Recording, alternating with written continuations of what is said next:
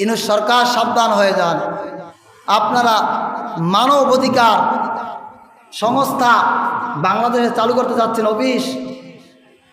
সমস্ত ওলামায়ে কেরাম এর ব্যাপারে আওয়াজ তুলেছে, কিন্তু আপনারা সম্মান দিতে জানলেন না। উদ্বোধনীয় বক্তব্য আপনারা রাখেন সেই জায়গার মধ্যে।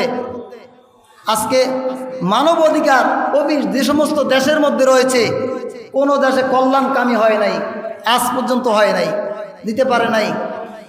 ভারতের মুসলমান তারা অসুস্থ রয়েছে, সেইখানে যান, সেইখানে মানবাধিকার কোথায় রয়েছে?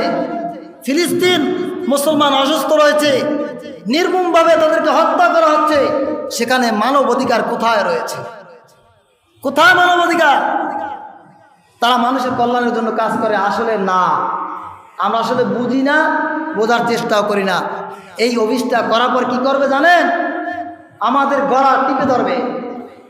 ওই যে পাহাড়ি অঞ্চল রয়েছে, নানান ধর্মের মানুষ রয়েছে, চাকমা রয়েছে, তারা যখন যে আন্দোলন করবে, আমাদের বিরুদ্ধে যখন ঝাঁপিয়ে পড়বে, তখন তারা সেই ব্যবস্থা নেবে।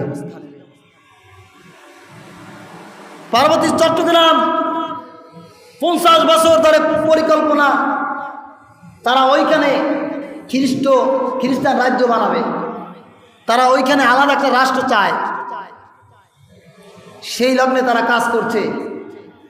ওখানে তো খ্রিস্টান বিশ্ব নারী চলছে, দাওয়াত দিচ্ছে, তাদের মিশন ওখানে চলছে।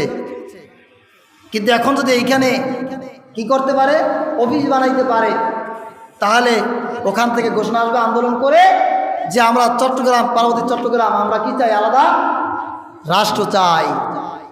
তখন সেইটাই বাস্তবায়ন করার রূপরেখা নেবে। 3 বছরের নামে কোনো নির্যাতন দিতে পারে? এই 3 বছর পরে কি তারা যাবে, নাকি আমাদেরকে গ্রাস করে ধরবে? ওই ফিলিস্তিনির মতন যেরকম ব্যবসার উদ্দেশ্যে ঢুকেছিল, এরপর ফিলিস্তিনদেরকে গ্রাস করে ফেলছে ইহুদিরা, নাকি এই মানবাধিকার অফিস আমাদেরকে গ্রাস করে ফেলবে? আফসোস, ধিক্কার জানাই আপনাদেরকে।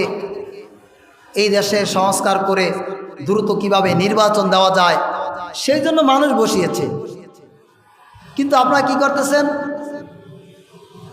বাহিরের যেইগুলা প্রস্তাব তারা রেখেছে, সেগুলো আপনারা বাস্তবায়ন করতে চাচ্ছেন। কেন আপনারা বাস্তবায়ন করবেন? এটা তো আপনাদের কাজ না, এটা যেই সরকার আসবে সে করবে। আপনাদের মাথায় এই বোঝা চেপে ধরল কে? কারা ধরেছে? ইউনূস সরকার সাবধান হয়ে যান, না হয়তো আপনার অবস্থাও কিন্তু খারাপ হবে। শেখ হাসিনার যে পরিণতি হয়েছে, তার থেকেও আপনার মারাত্মক পরিণতি হবে। কিন্তু হয়তো কথাগুলো আজকে বলে গেলাম, কিন্তু সেই সময় আপনাদের এমন অবস্থা হবে যে তখন হারে হারে টের পাবেন। সে তো পালানের স্থান পেয়েছে, আর আপনারা পালানো তো দূরের কথা, লুঙ্গি নিয়ে ওই আর আমেরিকা যেতে পারবেন না।